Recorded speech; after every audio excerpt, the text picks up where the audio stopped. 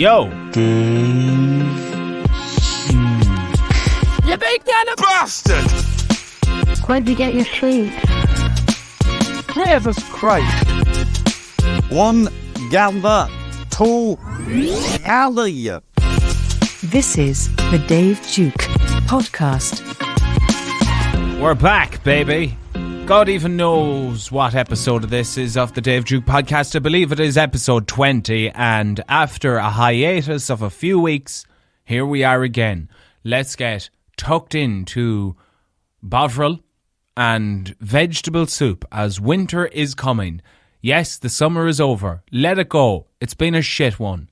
Weather-wise, think of what an amazing summer, or how much more could have been enhanced if we had 3 or 4 weeks of excellent weather with barbecues and skinny dipping and midweek drinking. But for me, none of that happened. I've felt shit for the last 2 months, and the weather has been shit too. But I hope it's been a lot more positive for you.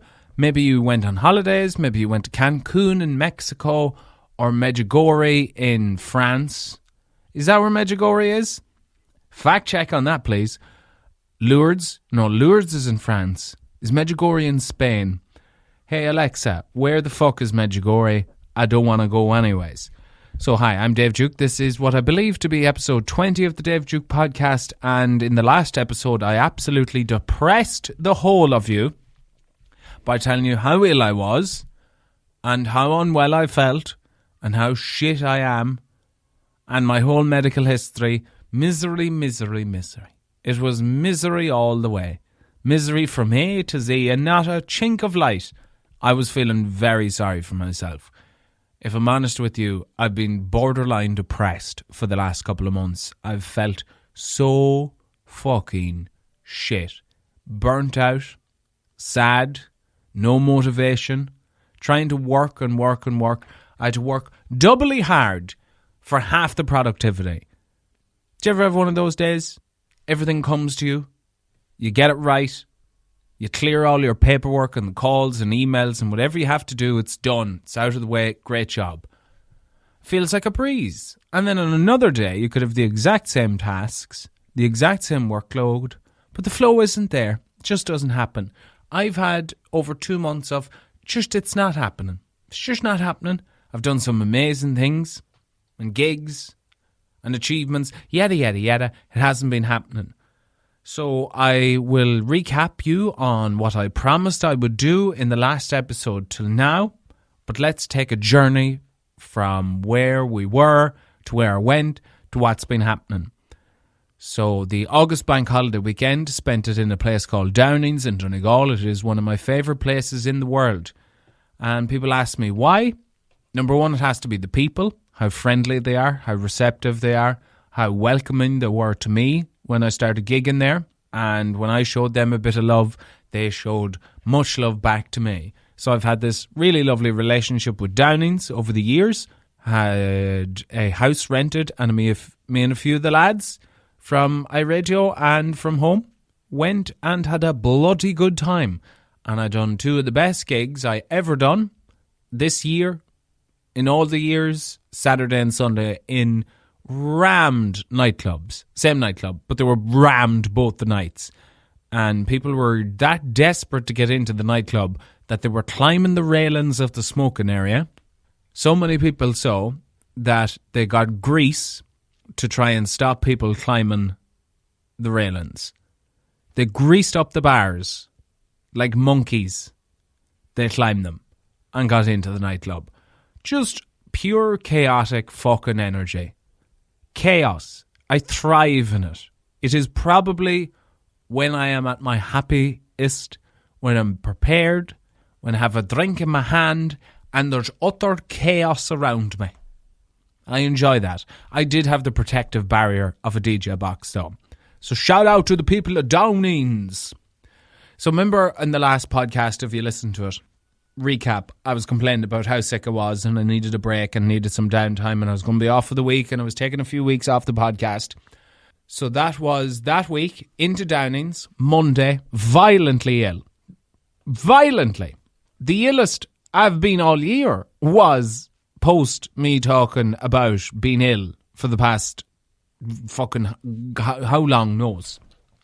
So the Monday after Downing's August Bank Holiday weekend, I nearly died.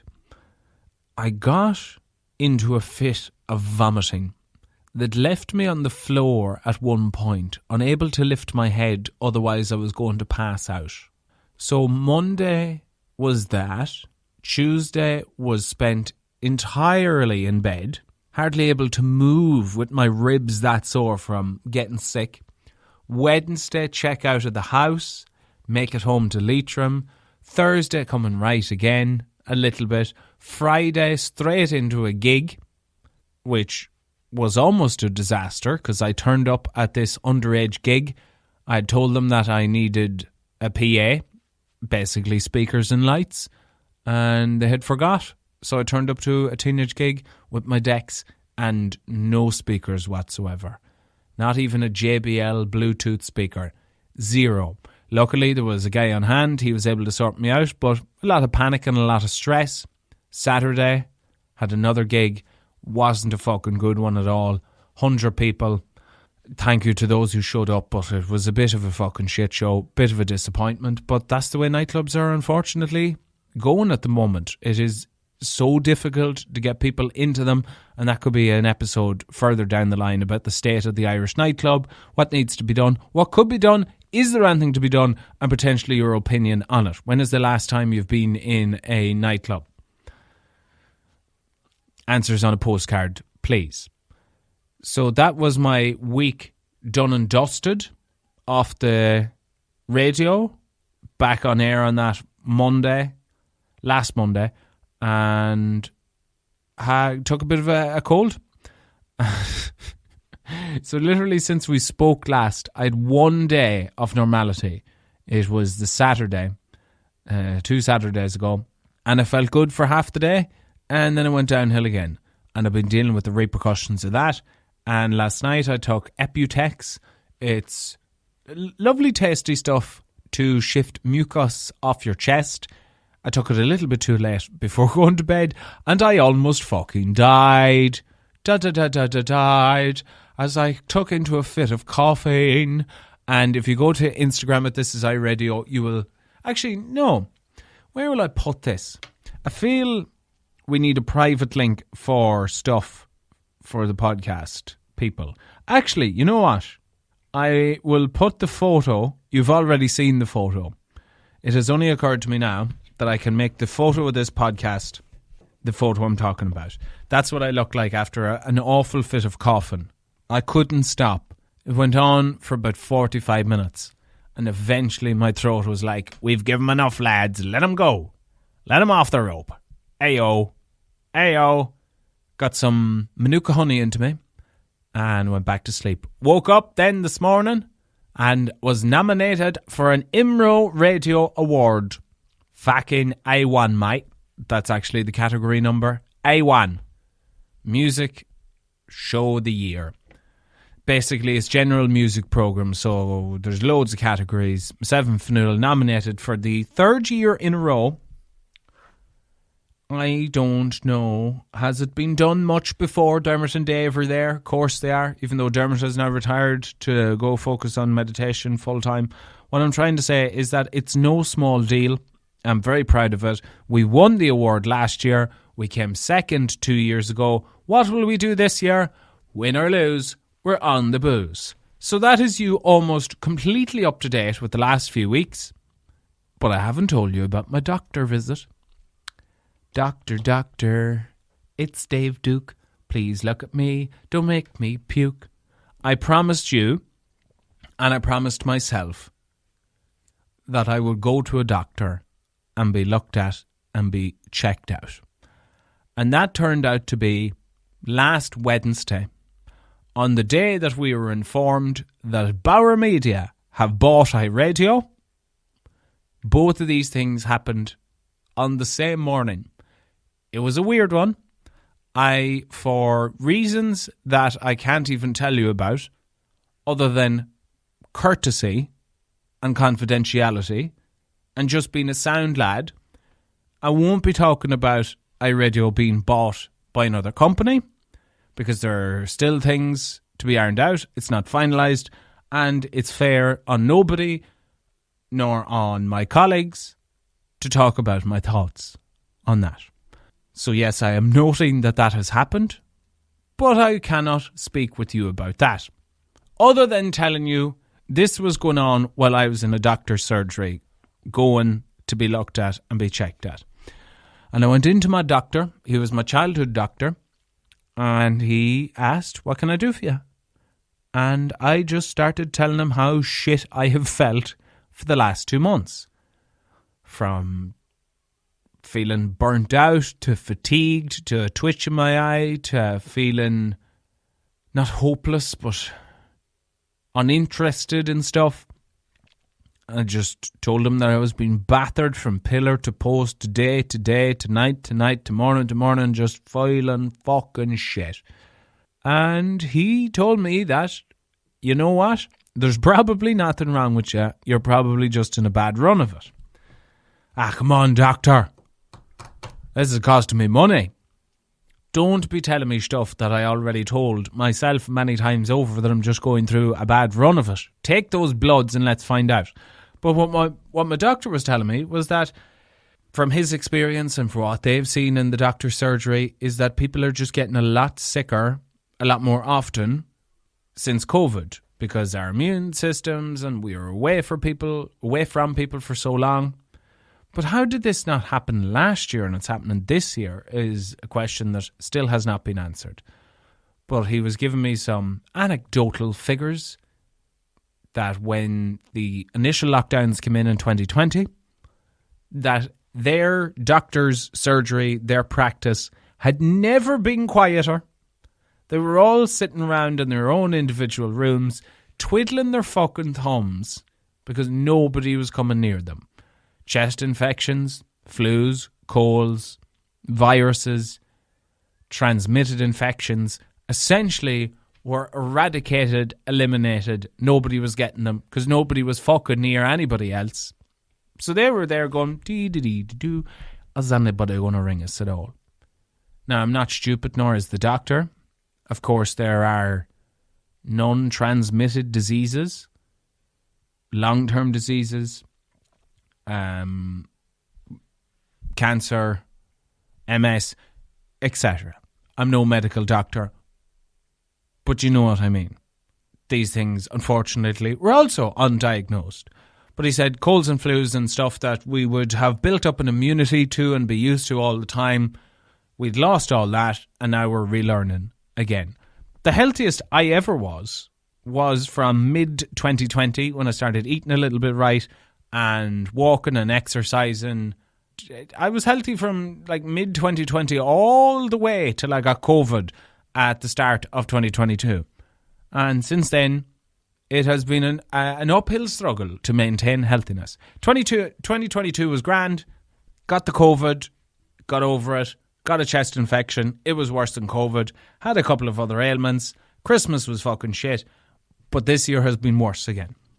So I was telling all the doctor this and he was reassuring me, sure, we'll do your blood pressure there and that joke that goes on your arm and starts squeezing. That was the first almost panic attack that I had to deal with. Squeezy. Oh, let's take your blood pressure. Fuck off! Is there no easier way of taking my blood pressure than squeezing my arm in this artificial... that's okay, your blood pressure is sound. It's like, well, thank God for that. I don't know how, because I'm absolutely stressed out of my mind with this thing now. So that's good. And then the bloods. Couldn't find the vein. And he was rubbing my left arm where your veins are, and the joint of your elbow, but this side of the elbow, not your elbow side. I'd be getting really worried if my general practitioner, my doctor, was trying to get blood out of the vein in my elbow. And he was charming them up like a snake. He was rubbing them with two fingers. Get those. And I was squeezing my hand, trying to get the blood pumping that it'd be easier to get out. I don't like needles.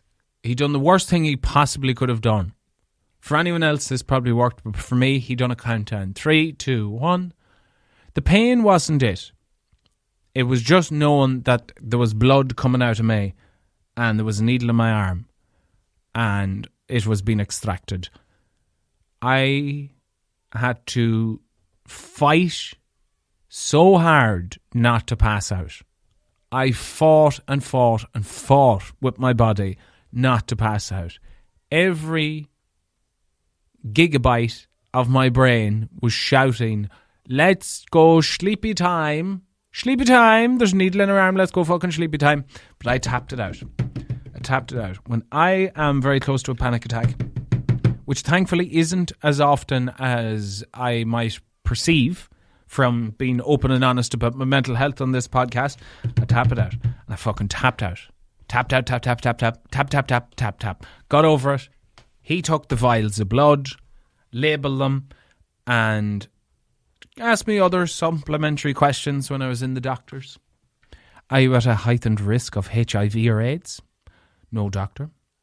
When I told him about my anxiety and what I do as a DJ, he was like, do you take recreational drugs? I was like, I do not. I know that alcohol is a drug, and I drink probably a little bit more than the healthy people in high offices would recommend and put on alcohol packaging. But apart from that, I do not take recreational drugs, although I talk about cocaine loosely as a funny bit. I do not sniff the Colombian marching powder because I'd be afraid that my heart wouldn't take it and I'd die. I can't drink Red Bull nor Monster because lying in bed with a doo-doo, doo-doo, doo-doo, doo-doo, doo-doo, my heart beating out of my chest, what would I be like on cocaine? Not good. I wasn't as animated with him. I just says, no, I don't take it. And then he was like, anxiety and the ups and downs. I was like, no need for the lecture about cocaine here, or ecstasy, or mushrooms, or whatever. Don't do the drugs, doctor, leave it. So a couple of minutes have passed since I've got the bloods out. And at this point, I'm sitting on a chair beside the doctor, and he says, you know what, I'm actually going to get you to lie down for a couple of minutes. I must have been as white as Casper the Ghost, as white as the Ku Klux Klan, that he asked me to lie down. And I did, and we chatted some more, and he just tried to reassure me. You're probably going through the worst of it. There's probably nothing wrong with you per se. Medically, you're just burnt to a crisp with all these viruses getting at you. He didn't even say, take it easy or rest yourself or more fluids. He was just like, you're probably going through a shit time of it with illnesses and ailments and picking it up. You'll be sound. And as I was leaving, he said, 3 things are going to happen. Number 1, I'm going to text you about your bloods and say everything is clear. Number 2, don't worry if you get an appointment that you need to reschedule to see me. That's probably something minor, perhaps unusual thyroid activity. It's not major. And the third thing he said could happen is I'll ring you. And if I ring you, then it's something serious. I'm not going to text you that you have cancer. I'll ring you. His words, not fucking mine. And he kind of chuckled going out the door now and, my phone better not fucking ring because I don't like private numbers anyways. Off I went and waited for my results, which were adequate. Everything's alright with my bloods. I'll read you the text I got. It's quite funny. David, your recent blood results are satisfactory. No further action by you is needed. Thursday at 3:05. 5:05. And who says the Health Service of Ireland isn't efficient, huh? Wednesday morning, 9 o'clock, blood's done. 5 o'clock of a Thursday. You're fucking sound, Dave. So what do I do with that information?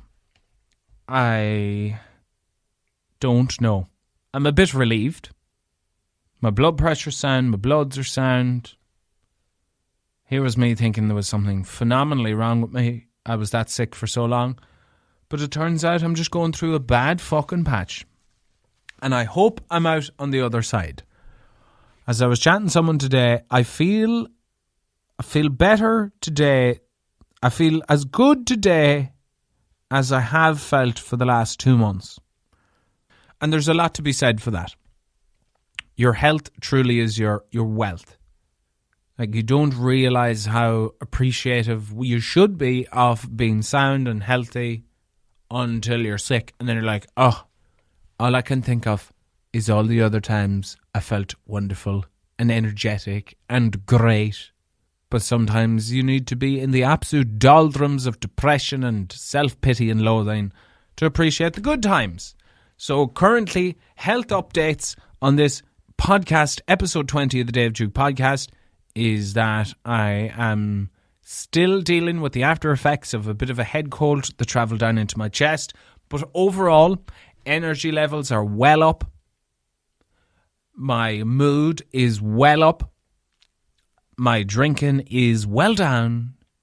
My recreational cigarettes are well down. Let's see if we can keep this going. I'm going to join the gym. I'm not going to say I'm going to learn swimming this year, but it is on my bucket list of activities that I probably should do, because it would be nice to learn how to swim, that when I go on a holiday, I'll be able to get into a swimming pool and have a feckin' swim. I'm going to focus a little bit more on myself. I'm drinking kefir. Every day. My mother was like, you should drink some kefir. I was like, I will drink kefir, mother. I love you, Mom. I will drink kefir. I mightn't have listened to all the things you've told me to do, but kefir I will. And if you don't know what kefir is, it's a fermented milk drink similar to a thin yogurt or Ariane that is made from kefir grains. Apparently it's good for your gut. And you can get a mango flavoured one that doesn't taste like horse semen. It's actually quite tasty. So that's where we're at. But the good news is that I'm fit. I'm raring to go. I'm exploring the idea and thoughts of getting guests for this podcast. Nice conversations with interesting people about interesting subjects. It's almost time for the next phase of the Dave Duke podcast. That's not what it's going to fully become, but it's going to become an integral part, potentially, of the Dave Duke podcast. So exciting times are ahead, and going to Electric Picnic and Alan Clark's Big News Coming Soon podcast night in Castlebar. Going to be somewhat involved in that, and can't wait to meet some of the people that he has lined up and his adoring fans. Hopefully I'll get to mingle and meet with loads of people in Castlebar in September. Exciting times. With that being said, let's get to today's Gospel according to the Dave Duke podcast.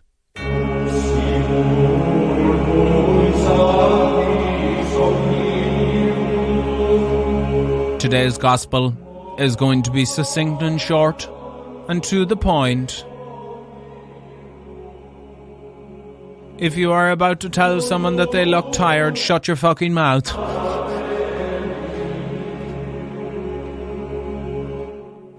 If you want to insult someone and make sure that you are remembered for the wrong reasons, tell someone when they feel shit that they look tired or that they don't look well. There's no better way to insult someone than kick them when they're down. I've been told a few times in the last couple of months, Jesus, you look tired. And do you know what that does? It does no fucking good anyways. It made me sad. The saying is one for a reason. People will forget what you said, but they'll never forget how you made them feel. And in the case of being told you look tired, I remember fucking both. I remember what you said and I remember how it made me feel. And this is not to be confused with a conversation of going, oh, how are you, how are things? Just, you know what, I'm not great. And the other person says, you know what, I thought that I didn't want to say anything, you know, you look tired. That's different to being met with, Jesus, you look tired. Shut your fucking mouth. If you've nothing good to say, don't say anything at all. What have you got out of this? I can't wait to kick you when you're down. I can't wait till you are in the pits of a hangover stuck to your bed with the creepy crawlies crawling on the ceiling and you twisting and turning in the bed. I'll kick down your door and say, Jesus, you don't look well. You look tired. That is the gospel according to Dave Duke. May you go in peace to love and serve the Lord. It was an abrupt ending to that gospel, wasn't it? Time for questions. Ross asks, one type of potato for the rest of your life? Kerrs Pinks. Easy one. Brian asks, is there any radio DJ you would compare your style to or aspire to even outside Ireland? I love Greg James on BBC Radio 1. I am a fan of Chris and Ciara, who are no longer a radio duo on the radio together. They were on iRadio and they were on 2FM. They were my inspirations when I was growing up, and it was an honour not to take the slot directly after them. They were on 9 to 12 on iRadio, and that was my first radio slot. Is there anyone I'd compare myself to? No, but I do have inspirations. There's also Chris Morris, who is a satirist and really funny guy in the 90s on BBC Radio 1 and made some amazing stuff. Derek Quilty is an Irish radio genius. You have to appreciate Dermot and Dave. Dermot now retired from radio for a while. He's concentrating on his meditation business. There's a lot of people I love. I could go around the houses and name loads of names and leave other people off, but I do not aspire to be anyone else, but I am inspired by other people. People used to say to me, oh, there's the next Jerry Ryan. I said, no, it's the next Dave Duke. Hello, Emer. Emer asks, loving the podcast, Dave. Emer, if I could read, that would be a wonderful start. Who are you most looking forward to seeing at Electric Picnic? Good question, Emer. Fred again. Obvious answer. Fred again has had such a major blow-up in the past couple of years. But I knew who Fred again was before he was cool. The first song that I played after we got back into nightclubs after COVID was in that October period where nightclubs and pubs were open for about 2 weeks. The very first song I played after 2 years of being indoors was Fred Again and The Blessed Madonna. And we lost dancing. So I fucking knew who Fred Again was all before all these Instagram hoes. So Emer, Fred Again, Niall Horan, actually, to be honest. I've never seen Niall Horan live. I've met the man. I've spoke to the man a few times, but I've never actually seen him perform. So him, Billie Eilish, going to be class. The Wolf Tones, I think that's going to be a boisterous atmosphere. The Saw Doctors, maybe a bit of Tom Odell. There's a few. And we'll answer one more for today. Are you disappointed you lost the €64? Asks Rejay. Backstory behind this was that I picked Ireland and England out of the office sweepstakes in the Women's World Cup. Ireland went out early. England got all the way to the final. If England won, I won €64. But if England won, and then the English would win. And I was accused of being very anti-English when I shared this predicament that I was in on the radio. But England went on to lose, and I was caught shouting, "Come on, England," after they were 1-0 down to Spain. I'm not completely anti-English.